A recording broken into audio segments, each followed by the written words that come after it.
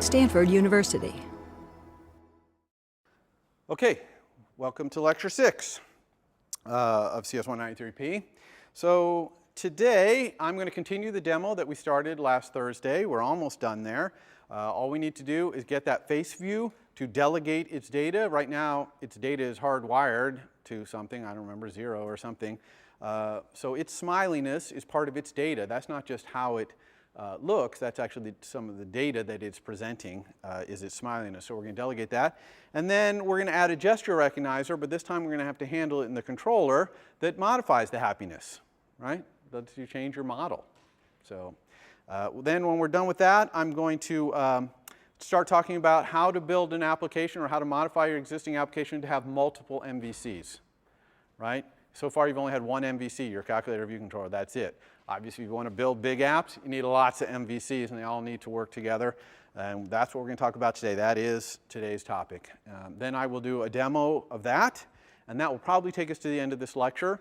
But if it goes quickly, I do have a few slides I could start showing you about the view controller life cycle, which is, say, a view controller comes into existence, kind of has a cycle of going on screen and off screen and other things happening, and you get to find out all about that if you are a view controller, and so we'll talk about that. The section tomorrow is getting your application running on a device. Okay, so this is going to be pretty simple. iOS 5 makes it quite a bit easier to get your application running on a device, and that's what we're going to do tomorrow. All right, so any questions before I start? Okay, so I'm going to go back to this demo that we had last time. Let's see, back to Xcode. Here we go. So I'm going back to happiness. If you remember where we were in happiness, we had it drawing the face, and we could use a pinch gesture to zoom in and out. Maybe I'll run it just so you get your brain back around where we were. And we also made it so that it would rotate and redraw. One thing about the rotating and redrawing this thing, we modified, if you'll remember, the, in face view, we modified the awake from nib, and we overrode the designated initializer for the view in order to do this content mode redraw. I did that mostly to show you how to do that, to override init with frame and to do awake with nib. But actually, you can just set this with a little switch in Xcode. Okay, if we go over to the storyboard and we select our view and bring this out, you'll see, sorry, that right here, mode, scale to fill, we could have just set that to redraw. Okay, so we did that the hard way, but intentionally, because I wanted to show you how that other stuff worked. Okay, so here we are. We know that pinching works, right? We can zoom in and out, but our smile is fixed. Okay, we got a fixed smiley face here, and that's not good, so that's what we're going to fix today. We're going to start that fix by delegating our face view's smiliness to whoever wants to set it. And I told you that we have to do this using protocols. So here I am in faceview.h, and I could create a new faceview data source delegate.h and put the protocol in there, but since faceview is the only one who's going to really be interested in this, we'll put it here. And so all I have to do is say protocol and give it the name. I'm going to call this the faceview data source protocol. Okay? I could call it faceview delegate protocol too, I suppose.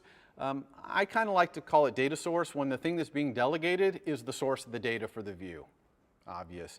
You're going to see some views in iOS that have data sources also have delegates. So they delegate some things about the way they draw, and then they also delegate the source of their data, as all views must do, because views can't own their data.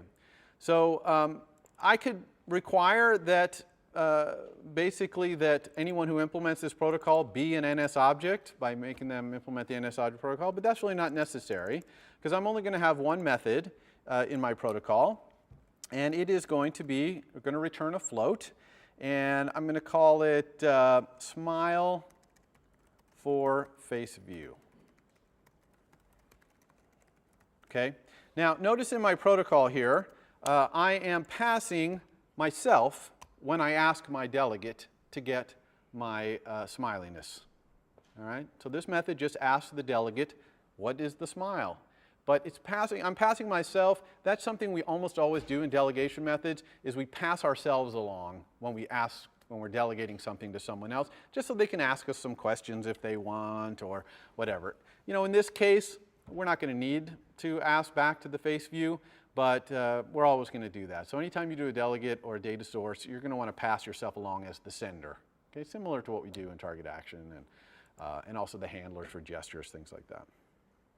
All right, so we have an error here, right? The error, it says, is it expected a type, and the little caret is right here. So it doesn't see that this is a type. Why doesn't it see that face view is not a type? Anyone see why? Yeah, this is C, and this face view is declared after. So it's not declared yet. So how are we going to deal with this conundrum? Because the next thing I'm going to do is I'm going to down here and say that my face view has a property which is non-atomic and weak, which is, I'm also going to allow it to be set as an IV outlet. It's optional, but I'm going to, which is an ID face view data source. So I'm going to have a property on my face view, which is my delegate, my data source delegate. So now I'm really in trouble because I can't move this up higher, up above this, because then this won't be defined. Okay, so how do I deal with this fact that we kind of have a loop here where this symbol is referenced up here and this symbol right here, is referenced down here? Okay, how do we fix that? Well, we use what's called a forward reference. And for a class, we say class. So if I say class face view, just like that, just class face view, that tells the compiler there is a class called face view, and I promise I'll define it in a second, okay, but I'm not defining it yet. So that's called a forward reference, okay? We could have done the same thing with the protocol, put the protocol at the end and said @protocol face view data source, semicolon. And that would have just said to the compiler it exists and I'll declare it later. Everyone got that? Understand why we need to do that? Because we have to declare everything in order in C. Okay, we have a warning here. That's that this is not synthesized. So let's go to face view here and synthesize it. Synthesize our data source. Okay. Now, does everyone understand why we have this data source property? Okay, if someone wants to control the smiliness of our face view, they're going to set themselves as the data source on this face view. Now, they have to implement this protocol if they want to do that because we've declared this thing as an ID face view data source. So this will take any object of any class, except for it has to implement the face view data source, which only has one method, and it's required, which is this thing. Okay, so this is how we're going to hook up somebody to control the smiliness of the face view without the face view knowing anything about that class. All it'll know is that it implements this one method. Everyone cool with that? All right, so now let's use our delegate. We go down to our draw rect, and you'll see in our draw rect right now, we set our smile equal to 1.0, fully smiling. And instead of doing this 1.0, you can even see a comment there, this should be delegated, it's our views data. I'm just going to say self.dataSource smile for face view self. So I'm going to ask my data source, give me the smile. Now, if data source is nil, what's going to happen? I'm going to get 0. That's okay, so my smile will be 0. That's perfectly fine. What if smile comes back 27? That's no good. I only support smiles between -1 and 1. So probably I want to put something here that says if smile is less than -1, then smile equals -1. And if smile is greater than 1, then smile equals 1. So I'm just doing some protection here against my data source being totally screwed up. Okay? All right, so that's great. Now, so this is how we fixed face view to use a delegate. Now we've got to fix our controller to set itself as the delegate.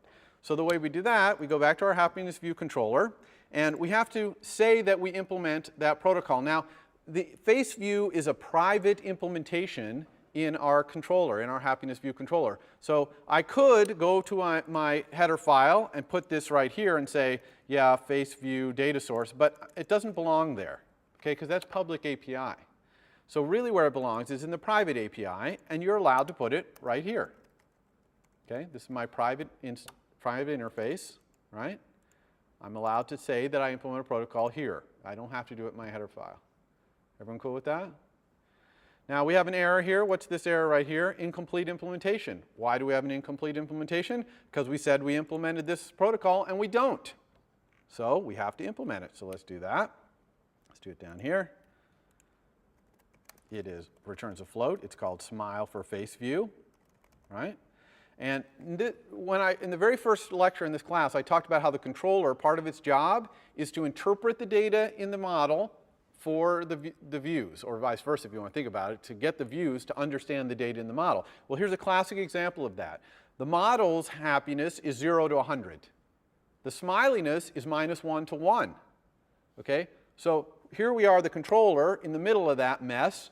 We got to figure out how to convert it. Okay? Luckily, it's quite easy in this case because we have such an easy model.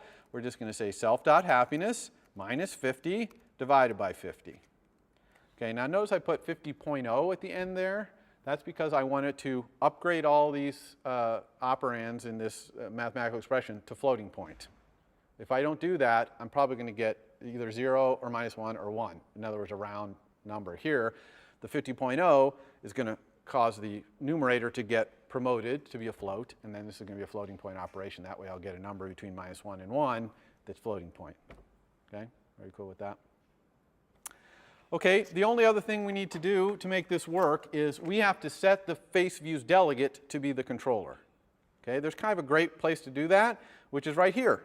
Okay, when the system sets our pointer to our face view, this is also where we add our pinch recognizer. We can also just say self.faceview.dataSource equals self. And the compiler doesn't complain here because it knows that self, that's us, implements that protocol, right? If we didn't implement this protocol, if I took this away, then the compiler is going to complain with this line of code. See how it's complaining? It's saying it wants an ID face view data source. Instead, it got a strong, happiness view controller star. So I'm going to put this back and make that go away. Okay? So everyone understanding how the protocol is working back and forth? So this should do it. Let's go see. We'll run this here. So we've done all the parts of this. We've gotten the face view to delegate it. We've got the controller to implement the delegation method. And we've got the controller to set itself as a delegate. And in fact, it is working. And you might say, well, how do I know it's working? Because the happiness view controller's model, happiness, starts out 0. So this is the same as 0. Okay?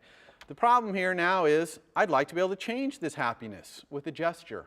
Right? Make this guy a little happier. He doesn't look very happy to me. Right? So I'd like to do something. So I'm going to choose a simple gesture. Basically, I'm going to use the finger. If I swipe up, or pan up actually, it's going to get happier. And if I pan down, it's going to be sadder. Okay? Happier, sadder. So that's we're going to use a pan gesture to do that. So it's called pan. We're not panning the head around, but we are panning with our finger. There'd be a difference to do swipe. Swipe is a fast flick. Okay, so I don't want the fast flick to make it happier. I want to be able to control its happiness by moving my finger up and down. All right, so what do we need to do that? Well, we obviously need to add a gesture recognizer. So let me make some more space here. We have this gesture recognizer right here, which is the pinch one we're adding to the face view. So we need to add another gesture recognizer to the face view. Remember, only views have recognizers. And this is not going to be a pinch. This is going to be a pan. Okay? And the target is not going to be the face view. The face view cannot handle this gesture because it cannot see the model. And this gesture is modifying the model. Only the controller can implement this. So we type self here. The target or the handler of this gesture is going to be self. And we'll make the action be something like handle happiness gesture, let's say. Okay? Now, of course, we need to implement this method. So let's do that. Right here, void handle happiness gesture, and it takes a UI pan gesture recognizer, right? Because this is a pan gesture. Cool with that. And we're just going to say gesture state change. So we're going to do the same thing that we did with the pinch. Whenever the pan moves or the finger goes up at the end, we're going to be tracking the position of it. But this is a pan gesture, so here, instead of doing that scale thing, we're going to do translation equal, oops, I'm even going to say, yes, translation equals gesture, translation in view, self.faceView. So even though we're handling this in the controller, we still want the gesture to be happening in the view's coordinate system, right? There has to be some view's coordinate system here, and the face view is the obvious one to use. And then I'm just going to make my happiness go down. Okay, remember that the y-axis is up, so I kind of have to flip this around. When the pan goes up, the translation will be going down. So I'm going to make it get happier by translation, and I don't want it to be really sensitive, like when I'm moving small amounts of points to make it, so I'm going to divide it by 2. And I could, over time, tweak this number. This should probably be a constant. We could work on it in time, find out that 3.5 is the right thing or whatever. But we'll start at 2, just to pick a number. And then I'm also got to reset this translation, remember, because I want incremental translation. I don't want the cumulative movement of the pan each time. I just want the little bit that it changed. So, set the translation to 0.0 in face view coordinate system, face view's coordinate system. The in view argument here for both of these is just asking what coordinate system do you want me to work in? So we want it to work in the face view's coordinate system. Okay, so that should be it. Let's go run and see if that does everything that we want. So here it is. Let's see. Panning up is making him happier. Panning down. Okay? So we're going to use this happiness MVC in our next demo. Okay? We're going to have a 2 MVC app, and one of the MVCs is going to be this happiness MVP. We're going to create a new app, actually, with its own MVC, and then we're going to add this one in. So you're going to see how to start building more complex apps. Okay? Any questions about this demo? Good. All right, let's move back to slides. Got some slides to show you about multiple MVCs. All right, so view controllers. Hopefully you guys have a really good feel now for view controllers.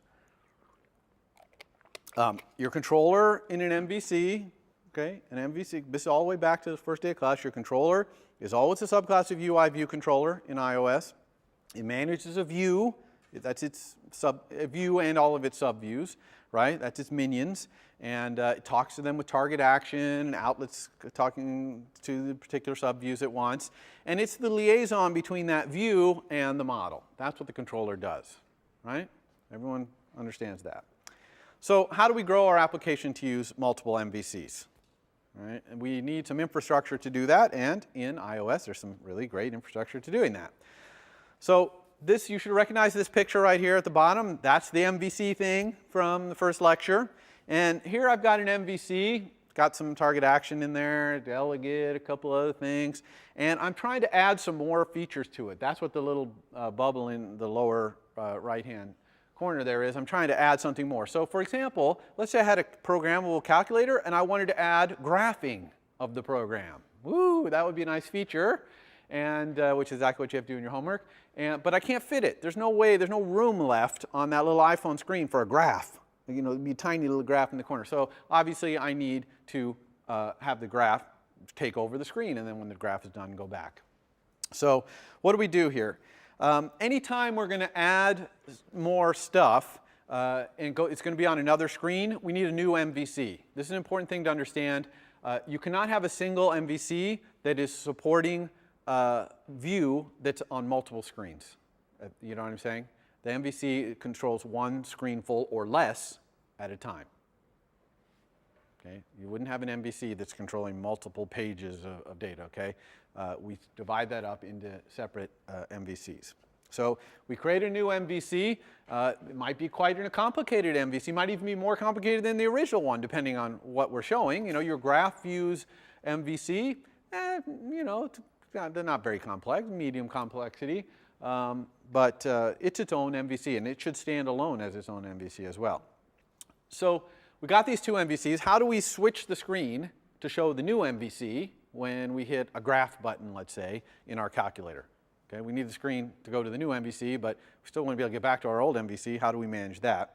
The answer is we want to use a controller of controllers. And there are a number of controllers in iOS. And the one we're going to talk about first, because it's kind of the simplest for you to imagine and see what's going on, is a navigation controller.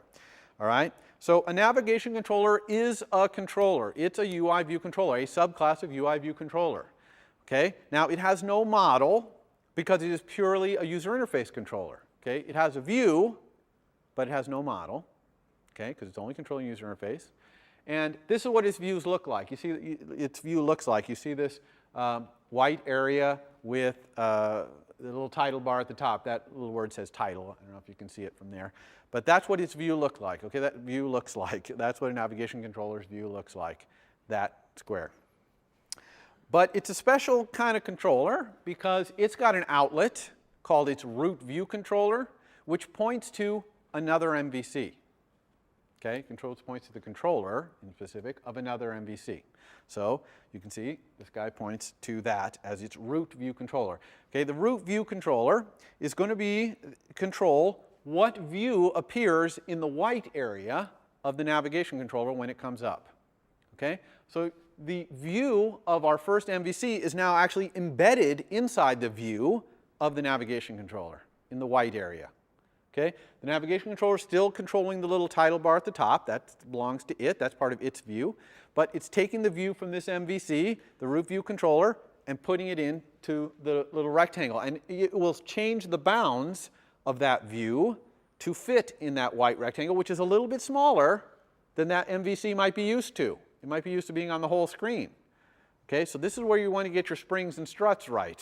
Okay? Because when that bounds gets shrunk down, you want to make sure things are moving where you want. Things are sticking to the edge you want and stretching or not. Everyone understand why springs and struts are important here? And navigation controller is only one of many controllers of controllers, and they all might squish you a little bit in a different direction. So we want to design our springs and struts so we can be different sizes. All right, so we've got this MVC. Now, there might be some element, some UI element, like a button, inside the view of our first MVC, like, oh, let's say a graph button in the calculator, that when you press it, wants this other MVC to take over this little white rectangular area. Okay? So the way we do that is you perform what's called a segue. Okay, so this is an important word to understand from today, segue. And we segue, we execute a segue, and what it does is pushes, use the word pushes the new MVC's view onto the screen. The other one slides off the screen. So it's still there. The MVC on the left is still there. Its view still exists. It's just not on screen right now. This other MVC's view, like your graph of your calculator, is on there. And if you notice in the corner, you see there's that little button right there. That's essentially a back button. Okay? And the navigation controller, the controller of controllers, it put it there. And if you click that back button, then this whole thing is going to undo and go back to the way it was before. Okay? Now, the difference here is this MVC on the right is probably going to go out of the heap. Okay? The MVC on the left stayed in because that back button kind of had a strong pointer to it, if you want to think of it that way. But in this case, it doesn't. So it's probably going to go away, which is what you want. Remember, you're on a phone here. It's not a gigantic computer with unlimited memory and things like that. So you want to manage your memory well. So you don't want to keep that graph, for example. You don't want to keep it around. If you could just recreate it if they press the graph button again. We'll just recreate the MVC. Everybody understand that? Okay. Now, segues. So let's talk about how to get the segue set up first. So the segue is the thing that made it so that it moved over to the other MVC. And we're going to talk about how to get that set up first. Then we'll talk about how we decide we want to be in a navigation controller. So there's two parts of this. Setting up the segue, just basically making it so that the graph button causes this thing to happen. And then there's putting it into the navigation controller. All right, so to create a segue, very, very straightforward. As you might imagine, it's control drag, like a lot of things are in Xcode. You just hold down the control key, and you're going to drag from the button that you want to initiate the segue, like a graph button or whatever, to the other controller that you want to get instantiated and put on screen. So now in Xcode, these view controllers, they're really not, they don't exist until they get segued to. Okay? Now, so far you've only had one view controller. It's been your calculator view controller. It gets segued to essentially right off the bat. I think I showed in one of the other demos that there's a little switch in there, and I'll show it to you again today, that says this is the initial view controller of my app. So it kind of automatically gets segued to, so it gets created, instantiated, and put on screen. Now, the reason it's important to understand this is that segues always instantiate a view controller. You never segue to an existing view controller, one that's already sitting in the heap. Okay? Segues create a new view controller, always. And they do this because that's the model we want for memory management. We want MVCs to get created when they go on screen, and then when they go off screen, unless there's a back button that might go to them, they go away. And then if you were to press the graph button again, they get recreated. So view controllers are somewhat ephemeral. All right? They come into existence, they're used on screen, and when they go off screen, a lot of times they'll just go away. And that keeps the memory usage of our app low. Okay?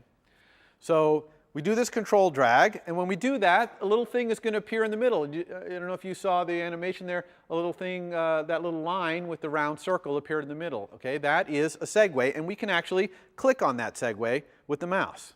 Okay? And when we click on it, our inspector on the right, instead of showing the inspector of a view controller or a view or a button, it's going to actually be inspecting that segue. Now, a segue only has two pieces of information to inspect here. Segues are pretty simple. They only have a few properties, which we'll talk about today. But two important properties are the identifier. That gives a name to this segue. And the reason we want the name, two reasons. One, in our code, we can say, go do this segue by name. Specify the name of the segue, it'll go do it. So that's a good thing. And also, when segues happen, we get to get involved, maybe preparing this newly created view controller to be on screen, and we identify what to do to prepare it by the name of the segue. So it's important to know the name of the segue. And then the other thing is the style. Okay, and there's different styles of segues. This is going to be a push style segue. Push means it's in a navigation controller. Okay, again, there are other kinds of controllers. We're only going to talk about navigation controller today, so push is the kind we want. We're going to talk about some of the other ones mostly on Tuesday. Okay? Now, there's a problem here, though. If we just did this in our storyboard, this would not work. And it wouldn't work because we haven't put these things inside the navigation controller yet. We've defined the segue between them. That's great, but we haven't put them inside a navigation controller, so that's what I'm going to show next. So here I've kind of zoomed out. If you double click on the background of your storyboard, it'll zoom out to show you more, which you really need when you start building your whole app, multiple MVCs all segueing to each other. You want to be able to see the whole thing. And so you can zoom out, right? You can also zoom out with these little things down in the bottom. You see the arrow that's going into that view controller? That is the arrow that says this is where the application starts. You can actually pick that arrow up with the mouse in Xcode and move it to another controller, which is kind of cool. Or you can use this little switch over here that says initial scene. Same thing. Okay, that's just setting that switch. Yeah, I already talked about double clicking on the background. So how do we get this thing in navigation controller? Super simple. We just pick one of the controllers that we want to be in it, and we go up to the editor menu in Xcode, and we say embed in navigation controller. And that's all it takes, and this is what's going to happen when we do that. Okay, another view controller is going to appear, a navigation controller. Notice that it's going to keep the arrow, it moves the arrow to itself, which is kind of a nice feature. And then it has a little pointer right after it, which is not a segue. Okay, this little pointer in between is a special little connection in Xcode, which is the root view controller. Remember in the previous slides I showed you that navigation controllers have a pointer to a root view controller. That's the first MVC that they display. So that's what that little thing is. You can see it has a little different icon. It kind of looks like two things connected. But there still is the segue between our other two. Putting it in a navigation controller didn't affect that other segue. But the great thing now is when we run this thing, the navigation controller is going to be the thing that gets put on screen first with its view that's a little title and a white area. And it's going to have a root view controller set to be the second view controller. It's going to put it in its little white space. And then when we click the button, show other view controller, it's going to segue to the other one and move it in. Okay, so that's what we've built here. A little bit more about navigation controllers, what all the pieces are and where they come from. This space that's defined in red right here, that's the view. okay, of the controller that is like on the top of the stack of the navigation controller. It's the most recently pushed on thing, okay? So like the start is the root view controller. This is the title. There's actually a property in view controller called title. It's an NS string. And if you set that, the navigation controller, when something gets pushed on, it'll ask that thing that got pushed on, what's your title? And it'll set that to be the title. So this title always keeps track of what's being pushed on. All right. Similarly, down at the bottom here, there's a toolbar that I didn't show in the previous incarnations, but you can have a toolbar. And if you have a method in navigation controller, or sorry, a method in UI view controller called toolbar items, if you set the toolbar items to an NS array of UI bar button items, then the navigation controller will put this bar on the bottom whenever that thing gets pushed on. So the bottom bar also tracks what is shown in the middle. Notice that this would also make the middle thing a little shorter. Again, struts and springs. We want to make sure we have those right. And then finally, the back button up in the corner doesn't actually say back. It'll actually have the title of the previous controller. Okay, the thing that if we pressed it, we would get slid over to. That's one reason you don't really want to have long titles. It's probably going to get cut off anyway, but also you don't want your back button to be really long.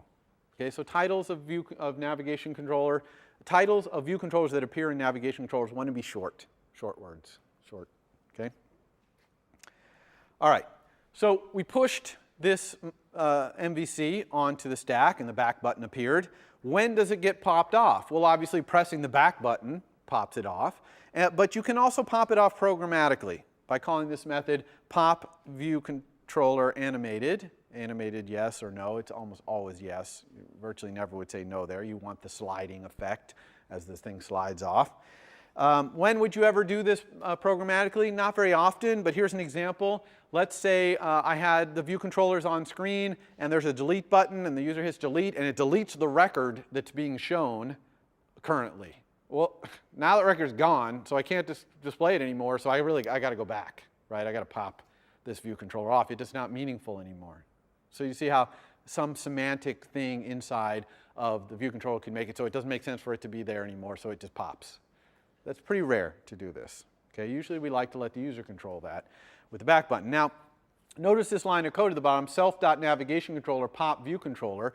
This code would be in the view controller that's on screen, the one that has the delete button. This is probably the target action method of the delete button. And all UI view controllers have this property navigation controller, and if you ask the value of that property, if this UI view controller is currently in a navigation controller, whether it's the thing that's currently pushed on or not, it will return that navigation controller to you. So you can do things like pop view controller. Make sense? Right, so you can always find out if you're a navigation controller using this property. There are other properties similar to this, like self.split view controller, popover controller, there might be one for that too, that'll tell you what environment you're in. Okay. Other kinds of segues. So we talked about push with navigation controller. There are other kinds. There's the replace segue in split view controller. There's popovers, of course, on the iPad. We'll talk about those next week. And we'll talk about modal, which is a certain way to present a view controller on screen so it kind of blocks your app until the person responds to it. For example, you might be in your iTunes, or let's say you're in your address book and you say new entry, and it puts up a screen. Until you hit done or cancel, that's all you can do in your app. You can't click anywhere else in your app. You can't go to any other screen because you're kind of modally, in a mode, creating a new address book entry, right? Modal presentation can be misused. It's an easy go-to move to put something on screen that it's kind of frustrating for users when they're in mode. So you really don't want to go to modes, and so we're not going to teach it till later in the quarter. Okay, now, we know how to fire off a segue by clicking a button and it fires the segue and the thing happens, but how about firing off a segue from code? We know these segues are named, like we had that one that had the name, I don't remember what name we gave that thing, but whatever name it was, in the inspector we set a name for it, and so we can actually write a line of code that will cause that segue to happen. Now, why would we ever want to do that? Why would we want to have code executing the segue instead of just having the button be wired up in Xcode? And here's an example of why. You want the segue to be conditional.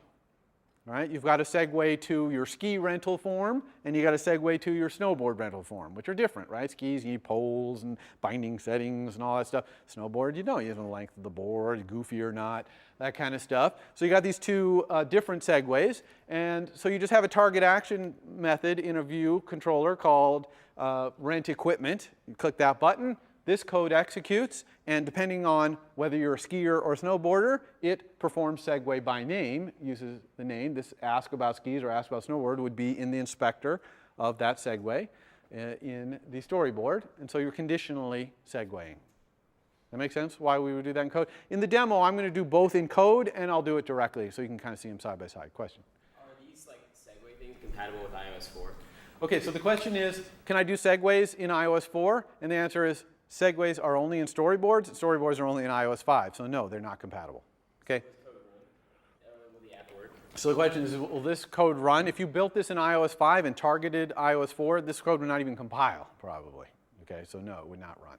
Okay, this is all iOS 5. All the stuff we're talking about is iOS 5. The whole topic of I want to build an iOS 5 environment, but I want it to work on iOS 4, that's a whole, we might have a lecture on that. Maybe it'll be a Friday section or something later in the quarter, because that's a whole can of worms. And I'm trying to make sure that all this is presented to you in some consistent way, so we're going all iOS 5 here. Okay? We're assuming that you're building under iOS 5, deploying on an iOS 5 device. Okay? All right.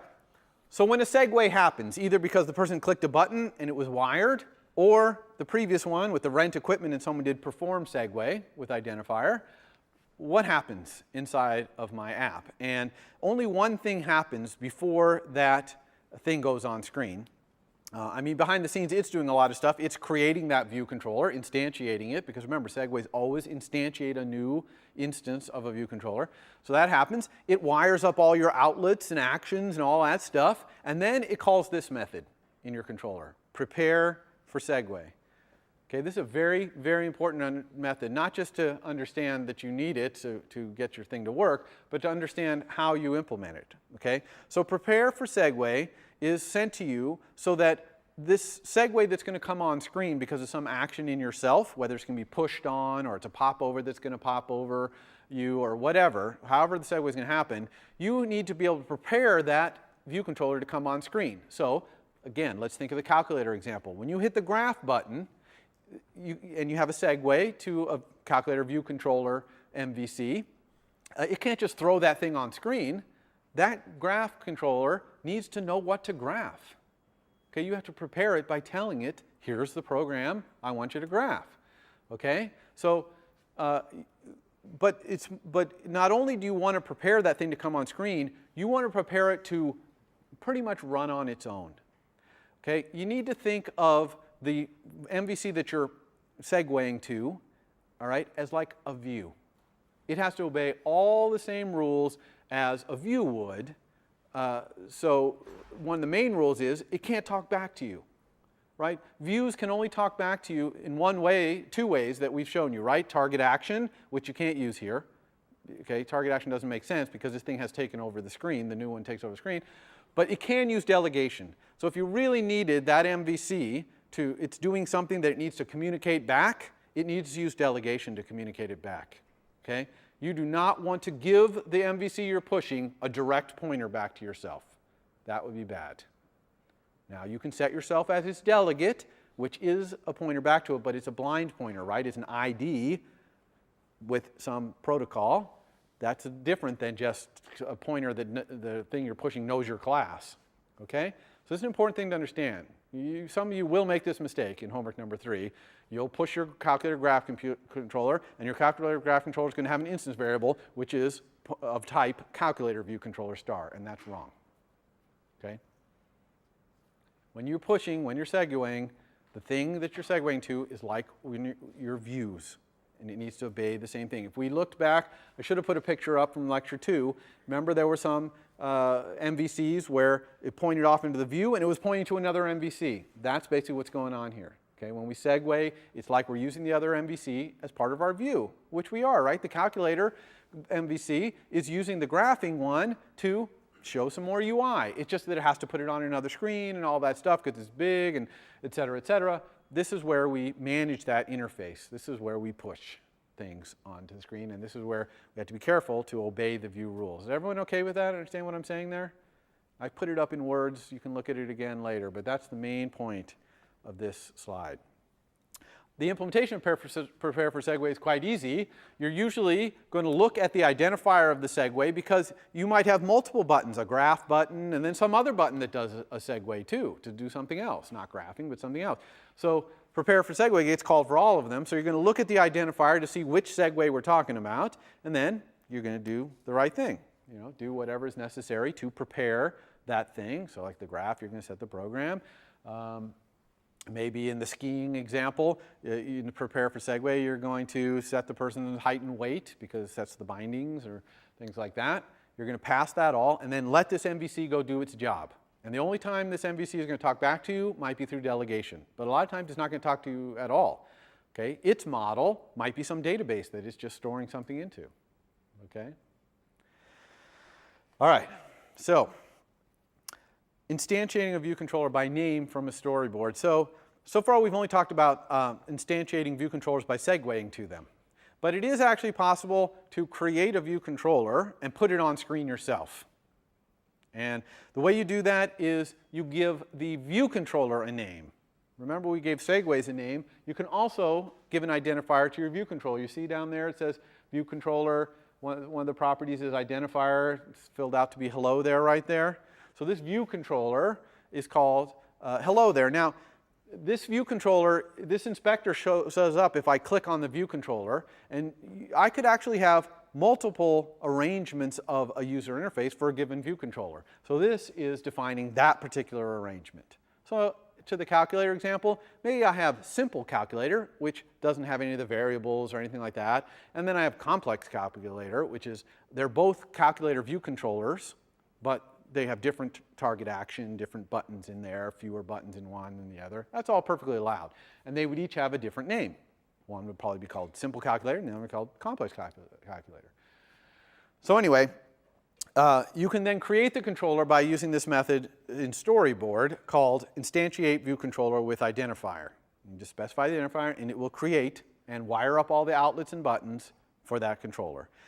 You usually get the storyboard to send this message to by calling self.storyboard in a UI view controller. But self.storyboard in UI view controller only works if that view controller came from a storyboard. Okay? In other words, self.storyboard is the storyboard that this view controller came from. So you cannot use this mechanism to instantiate view controllers in other storyboards unless you create that other storyboard, which is possible. You can create a storyboard. In this class, we're only going to have two storyboards, our iPad storyboard and our iPhone storyboard. That's it. But it is possible to actually have other storyboards, to have little sub-scenes maybe of your UI. We're not going to do that in this class, but you can do it. All right. So what would the code look like here? So here I have a target action method, do it. So I got some button and I hit do it. When I hit do it, I've got some do it view controller in my storyboard. I've named it, what did I call it? Do it 1 in the identifier. So I just create it by saying self.storyboard instantiate view controller, do it 1. Then I give do it the info it needs, just like I would in prepare for segue, but I'm not segueing here, so I have to do it myself right now. Okay? I'm not segueing, I'm instantiating the view controller and putting it on screen myself. And here I'm using the method in navigation controller called push view controller, which is what segue uses when it does a push segue. Okay? I don't think you're going to need to do this in this class, but this is an important method to understand that it exists, that you could instantiate a view controller without using segue. Okay? But normally segue is how we do that. All right. So time for this demo. What is this demo going to be? All right. This demo is called Psychologist. And this is going to be a very simple psychologist. It's just going to ask a question and offer you a few answers. And when you pick an answer, it's going to diagnose you and show your happiness using the happiness view controller. Okay? Very, very simple. These demos have to be simple. What you should watch for in this demo, obviously we're going to reuse the happiness MVC in a new app. I'm going to start a new app from scratch, and I'm going to be dragging in my code for the happiness MVC and the face view. I'm going to drag that in. You also want to look at, watch for my creation of the segue. I'm going to do both the segue where I go directly from a button, and I'm going to do the segue where it's named. where I'm going to perform the segue and have it by name. And also you're going to watch, we're going to do this inside a navigation controller. All right? All right, let's do that. Let's go to Xcode. All right, so I'm back in Xcode here. I'm just going to create a new project. I'm going to do a single view application, even though I'm going to add more MVCs later. We're going to start out with a single view application, same as you've always done. I'm going to call it psychologist. I have trouble typing this word, so I apologize in advance. Psychologist. Must be some psychological thing on my part. I don't know. Anyway, so we're going to use storyboards, reference counting, all that stuff is the same. All right, we're going to put it in our home directory developer where we're hopefully putting all of our projects. No source control on this one. All right, so here we go. We got a fresh project here. Here's our storyboard. It's got a blank controller. This should harken back to the first time we did the walkthrough and created an app. This is the first time we're creating a brand new app. Okay, notice here's the arrow that says this is the controller that's going to appear, the initial view controller. All right, so let's just start building our UI here from the start, and then we'll start segueing out of it. So this is going to be a psychologist, so let's have a label here where it asks its question. How about, we'll have this psychologist be, we'll go right to the top and have Sigmund Freud, okay? So he's probably going to ask a question something like, what do you see in your dreams, or something along those lines. So we'll have that, and then we'll have some answers. So maybe I see, let's see here, let's make some nice wide buttons. What do I see in my dreams? Maybe I'm flying all the time, okay? Or what else might we see in our dreams? Maybe, maybe I always see a steel apple with a bite taken out. Or maybe I see, or maybe, I'm chased by dragons. Okay, so these are the answers that I'm going to give. And based on these answers, that should be enough answers to fully diagnose you. Although Freud probably would say, it'll take another 10 months every 5 times a week, or whatever the ridiculous Freudian thing was. Quite an investment. So what we need to do here is to segue from these things to a happiness controller that's going to show our diagnosis. So the first way we're going to do this, though, is I'm going to perform the segues in code. So instead of directly control dragging from here to a happiness view controller, instead I'm going to use target action, which is what you're used to. So let's go ahead and do that. Let's close this. Open up this, we'll get rid of this, go here, make this so we can see it at the same time. All right, so here is our psychologist view controller. The life cycle I'm going to talk about on Tuesday. This will be the last time. I'm just going to delete all this stuff. I'm going to leave the auto rotation in there because I told you about that, but I'm going to allow auto rotation to every orientation. All right. Okay, so how am I going to do this? I'm just going to have some target action methods here. Let's go ahead and do the target action. So there's this one. This one, we don't need any sender. I'm just going to call this one flying. And then we want this one. Again, we don't need the sender. Let's call this apple. And then this one. Oops, this one. Let's say no sender. Dragons. All right, we have our 3 target actions. How am I going to implement this? Well, I'm going to add kind of what you would call a model to my psychologist view controller. Psychologist view controller. Okay, I'm going to make it be an int diagnosis. Okay, and that int, I'm going to have it have the same semantics as the int in happiness view controller. Could be different. We might have to do translation, but we're going to make it the same. So we got a warning. That's because we got to synthesize. Diagnosis equals underbar diagnosis. So what am I going to do here? What I'm going to do is I'm just going to set my diagnosis, then I'm going to segue. All right? So since they're all going to do that, I'm going to say self set and show diagnosis, and we'll specify. So flying, if I'm flying, Freud would probably say I'm pretty happy, so let's go 85. Then actually here let's define this first, make it easy on myself. So set and show diagnosis takes an int, which is the diagnosis to use. I'm just going to say self.diagnose, no, don't want that. Diagnosis equals diagnosis, so we'll set that. And then we're going to have to segue, so we'll leave that for now. Okay, so self, set, and show diagnosis. If you're dreaming of steel apples with bites, you are happy. So we'll go 100 there. And then if your dragons are chasing you in your dreams, I'm thinking not too happy. Okay, so we'll go 20 on that one. Oops, got my little yes there. Okay, so this segue, how are we going to do this? Well, to perform the segue, we have to have a segue in the storyboard to perform. So let's go take a little time out and go do that. All right. So to do that, we're going to need to get our code from Happiness View Controller. So to do that, I'm going to bring back the project navigator so you can see where we drag that in. Let's move this out of the way. Go to Home Directory Developer. Here's Happiness. I'm going into my Happiness project, and I'm going to drag in my face view and my controller. Okay, I don't need any of the other stuff, just those two classes. So I drag it in. Now, when I drag and drop this in, there's very important to pay attention here to this switch right here, copy items into destination group folder, okay? Almost certain that you want to do that. Now, if you don't, then any code that you're going to be sharing like this between projects, you're going to want to have that like under source management and in a well-known directory. You don't want to just start pointing to your other projects willy-nilly, okay? You want to usually copy this stuff in, okay, in this class.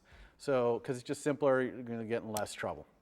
Because if you don't copy it in and then you delete the other project or rename it or something, then you might end up with a pointer to nothing. Files are gone. So we're going to copy them in. So here we go. Here's Happiness View Controller. This is what we just worked on. Okay, same thing we just worked on. And now, since we have that, we can drag one out into our storyboard. And the way we do that, okay, so this is the first time you're ever creating a second MVC in a storyboard.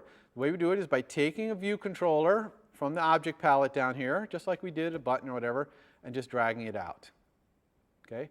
And just like we did with the view, we got to set this thing's class to be a Happiness View Controller. Right? If I go to the Identity Inspector and I look at its class, it's just a generic UI View Controller.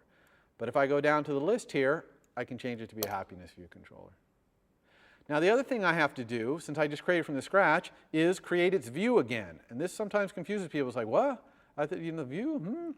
So the reason for this is every time in a storyboard that you're creating a controller, you need to lay out its view.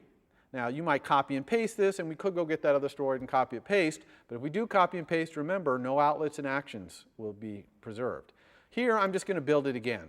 So I'm dragging out a generic UI view. I'm going up here and changing it to be a face view. And then I'm just going to connect the outlet here from my controller to my face view. Now I'm back exactly where I was. Okay?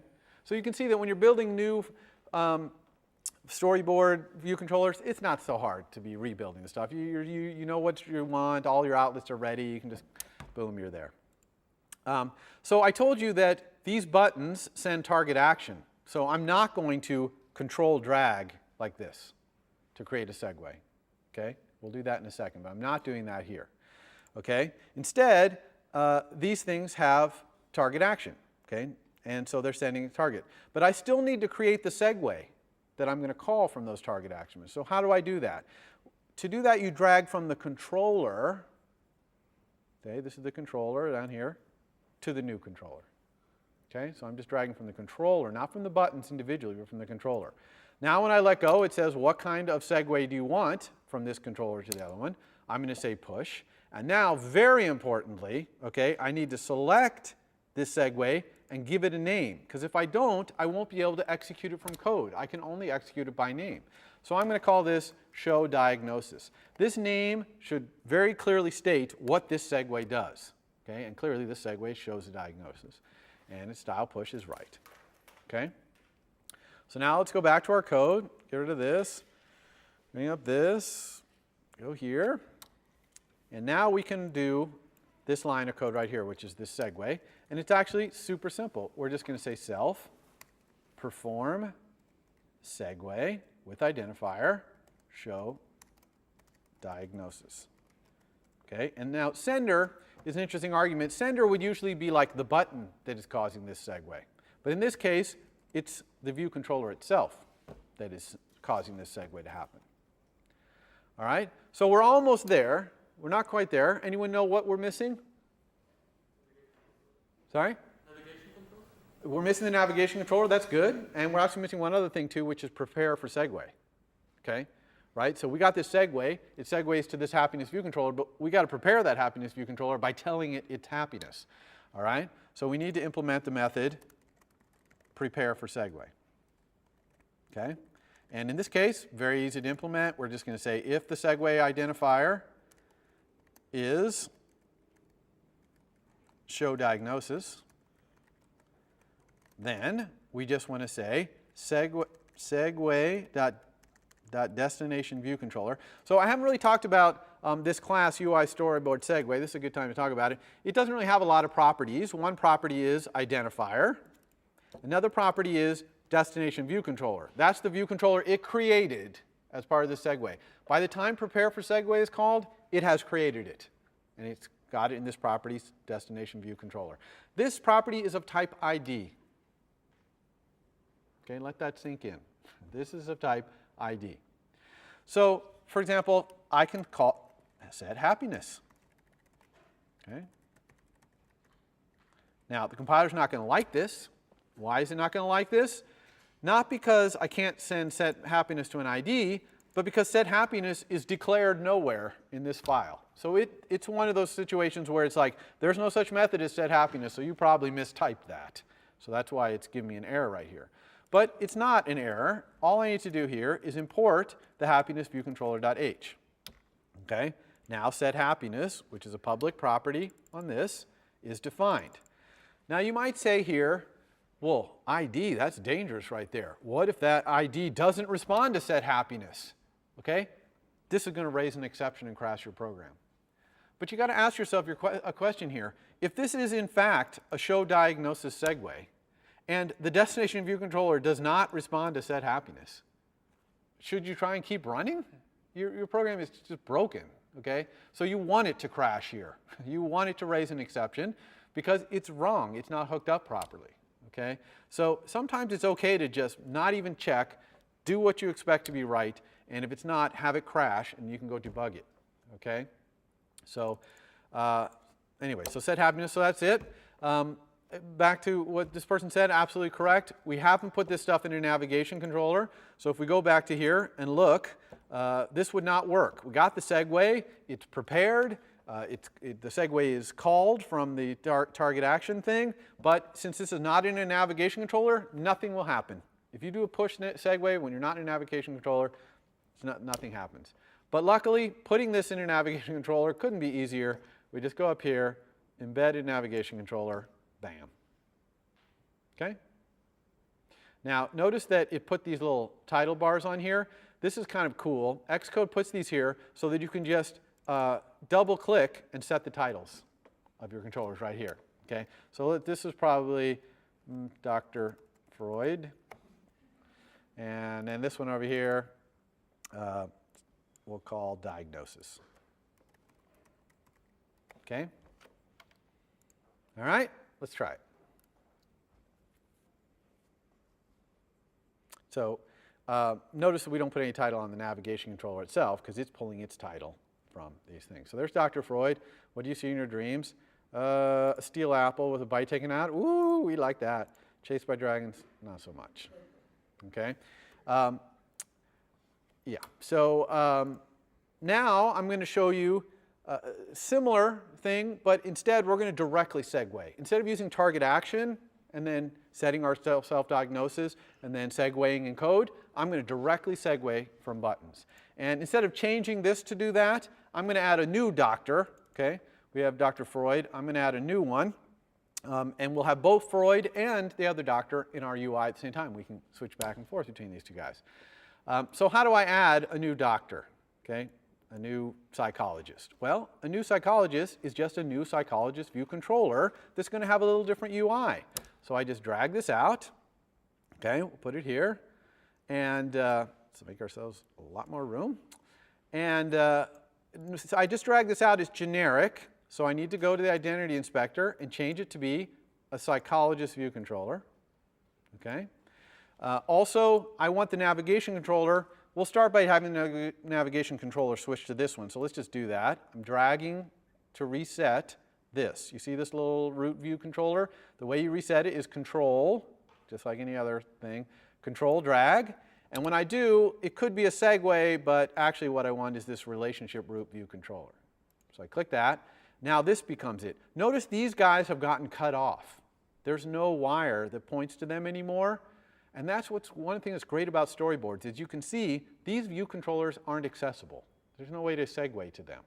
I can still have them in my storyboard, but I can't get to them. We'll wire them back into the game later. But the good thing about storyboards is you get to see the whole world all at once.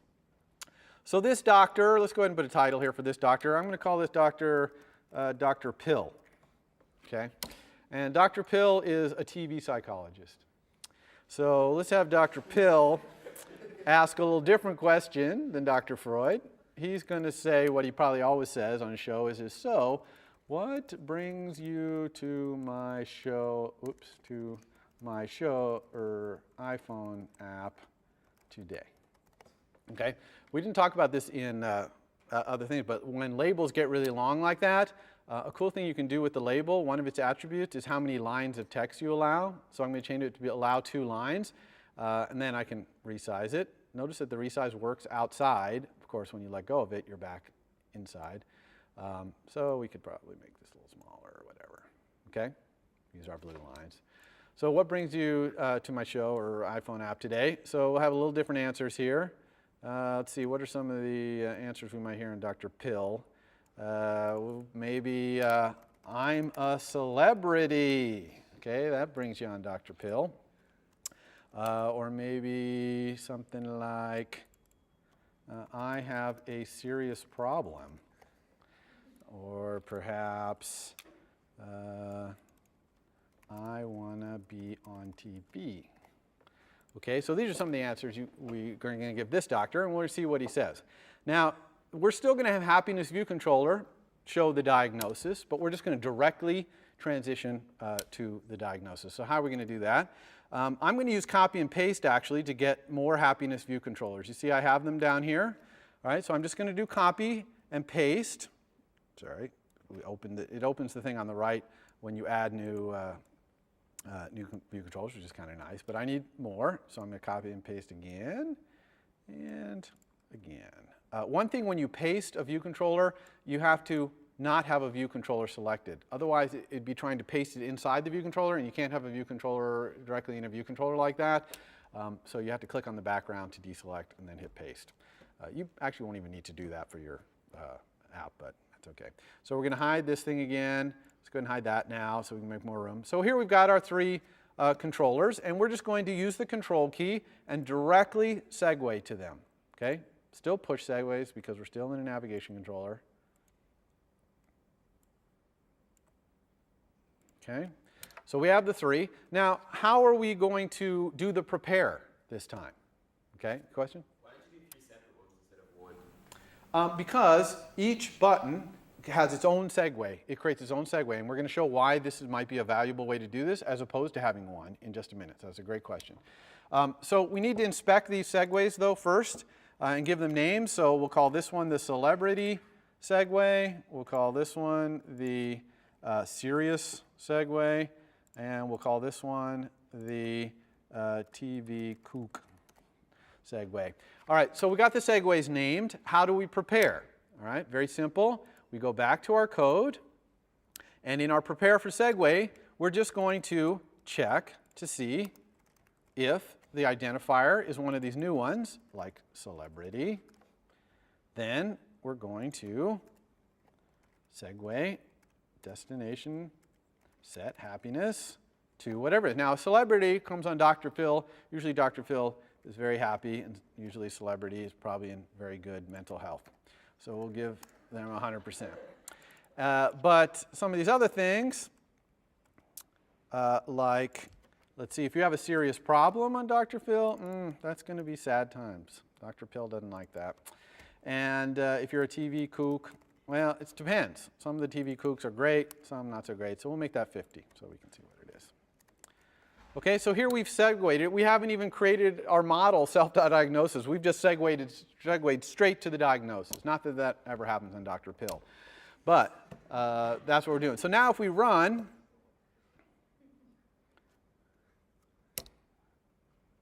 okay, now we got Dr. Pill, right? Instead of Dr. Freud, we have Dr. Pill because we changed where that thing pointed. And if we click I'm a celebrity, woo, we're happy. And if we have a serious problem, we're not so happy. And if we're on TV, okay. Okay, so that's good. Now, the question here was, why would I want to do it this way? Okay, why would I want to have 3 separate controllers here? And here's why. If you have a serious problem, for example, Dr. Pill, a lot of times, will say something he doesn't say to a celebrity, okay, which is to move this out of the way a little bit. I'm going to make this a little smaller to make some room. Sorry, that over there. I'm going to grab another button and put it right in here. Oops, didn't want to do that, sorry. More space over here. I'm going to put this button in here, and I'm going to say, go to Dr. Pill's website. Okay, that's a lot of times what Dr. Pill says. Okay, but he only says that to people who have serious problems. He doesn't say that to the celebrities. So you can see in my storyboard now that I'm actually doing different things. These are all happiness view controllers. They're all going to show the happiness. But do you see how one is showing something different? So now when I run this, we're going to see that if I'm a celebrity, get my smiley face. If I want to be on TV, I'm a kook. If I have a serious problem, I get this nice, but I also get this go to Dr. Pill's website. Okay?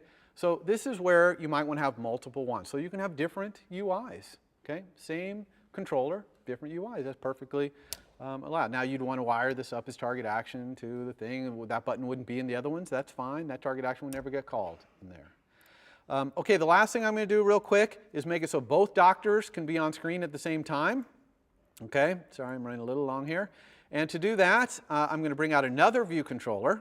Okay, so let's grab another view controller. This is a generic one, and I'm going to leave it generic. And the reason it's generic is it's going to put on either Dr. Pill or Dr. Freud, depending on which button is pressed, and it doesn't need to do any preparation or anything else like that. It can directly segue, and so here I'm just going to put a button in here for each of these 2 doctors. So we'll have one for Dr. Pill, and I'm going to have one for Dr. Freud. Let's line up our buttons here. And they're just going to directly, I'm going to control drag the segue here, right? Push. I'm going to control drag.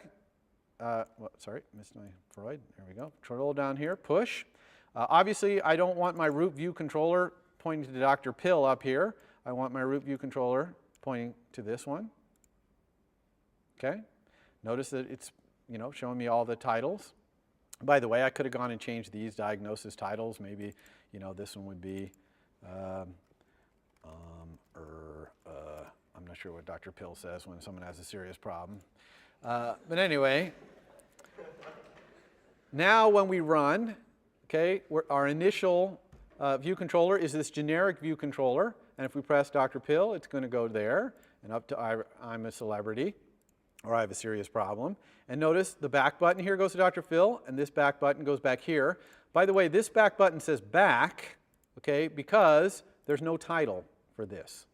So if we went over here, usually in our very first one, we might likely put the name of our app. Okay, so like psychologist. Okay, question? Is there a way to suppress the title bar, like for the first one, if you didn't even want psychologist there? Yeah, so the question is, could I make it so that there's no psychologist here? And the answer there is really, you don't want to do that, okay?